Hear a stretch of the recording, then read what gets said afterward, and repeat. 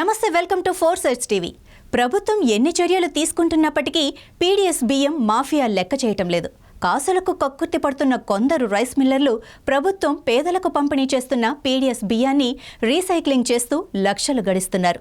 అడపాదడపా దాడులు చేస్తున్న అధికారులు అక్రమంగా తరలిపోతున్న పీడీఎస్ బియ్యాన్ని స్వాధీనం చేసుకుంటున్నారు. మెదక్ జిల్లా రామాయంపేట మండలం కాట్రియాల గ్రామంలో భవానీ రైస్ మిల్లో విజిలెన్స్ ఎన్ఫోర్స్మెంట్ అధికారులు తనిఖీలు నిర్వహించారు. రీసైక్లింగ్ కు వచ్చిన 544 బస్తాల పీడీఎస్ బియ్యాన్ని పట్టుకున్నట్లు ఎన్ఫోర్స్మెంట్ అధికారులు చెప్పారు. రైస్ మిల్ పై కేసు నమోదు చేసి తదుపరి చర్యలు తీసుకుంటామని తెలిపారు.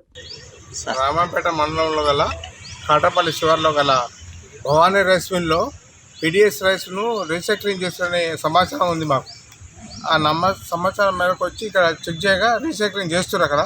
అదే విషయం వీళ్ళ డిఎం గారికి, డీసీఓ గారికి చెప్పి అక్కడిని తీసుకొని వచ్చి చేసాం. పంచామా చేసి అవన్నీ 544 బ్యాగ్స్ దొరికినాయి. ఆ సైడ్లో పెట్టిన మొత్తం ఎన్ని బ్యాగ్స్ సార్?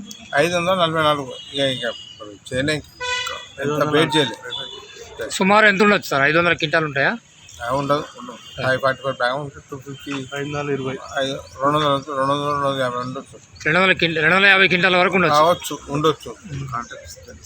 అంతే కాంటెస్ట్. ఇప్పుడు కేసు చేసిరా సార్? ఇప్పుడు చేయాలి, వాళ్ళు చేస్తారు. ఎస్ఎల్ మీద చేసి వాళ్ళ మీద యాక్షన్ తీసుకుంటారు. మీ పేరు సార్?